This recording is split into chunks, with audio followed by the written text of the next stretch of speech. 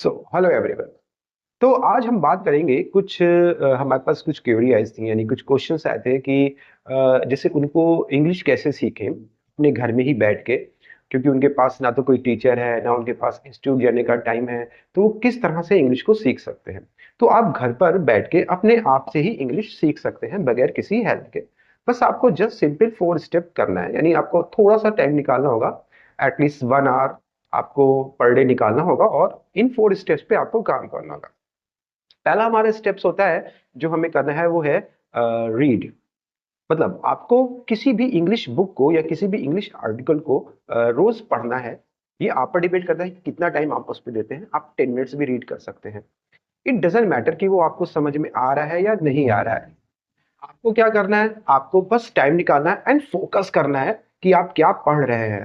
Right, like आपको अपने mind को यूज करना है। ठीक है, तो रफली नहीं पढ़ना है, समझते हुए उसको पढ़ने की कोशिश करनी है। आपको अपने माइंड को यूज करना है एंड देन आपको रीड करना है। ये काम आपको रोज करना है।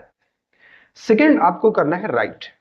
मतलब आपको 1 पेज, हाफ पेज, जितना भी आपसे हो सकता है आप उतना लिखें। और ये लिखना भी कॉपी पेस्ट नहीं है कि आपने कहीं से कॉपी किया एंड पेस्ट कर लिया। ये आपको जो भी लिखना है, ये आपको अपने पॉइंट्स ऑफ व्यू लिखना है, मतलब आपके माइंड में जो है ना वो लिखना है।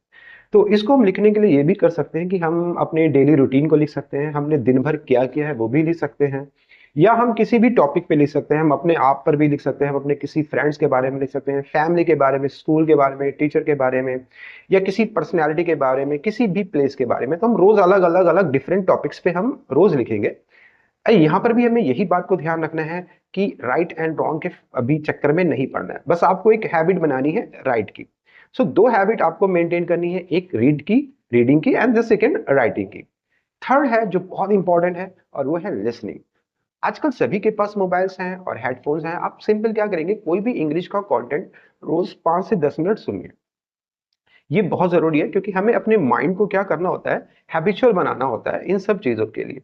तो जब आप सुनेंगे तो आप काफी फेमिलियर होते जाएंगे इंग्लिश वर्ड्स के साथ। तो ये 3 स्टेप करने के बाद जो चौथा स्टेप है वो होता है स्पीकिंग।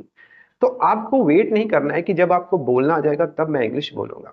आपको जहां से आपको इंग्लिश आती है, आप छोटे छोटे वर्ड से इंग्लिश को स्टार्ट कर सकते हैं। लाइक अगर आपको गो आता है तो वहां से बोलिए, कम आता है वहां से बोलिए, आई विल नॉट कम ऐसे भी बोल सकते हैं। मतलब जहां से आपको इंग्लिश आती है आप वहां से इसको स्टार्ट करना शुरू कर सकते हैं, और इसको भी एक हैबिट में बनाते हैं। तो ये 4 स्टेप्स जब आप रेगुलर करेंगे, एवरीडे करेंगे, तो आप देखिएगा 1 मंथ के अंदर ही आपके इंग्लिश में धीरे धीरे धीरे क्या आएगा, एक इम्प्रूवमेंट आएगा।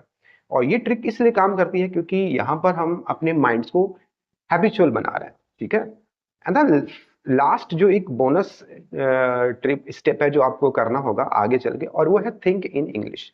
कभी भी ट्रांसलेट करने की कोशिश मत कीजिएगा।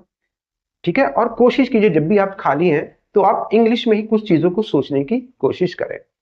तो 4 स्टेप हमारे वो हैं, और एक स्टेप हमारा ये है। ये आपको अपने आप से रेगुलर करना है, and then you will see the magic.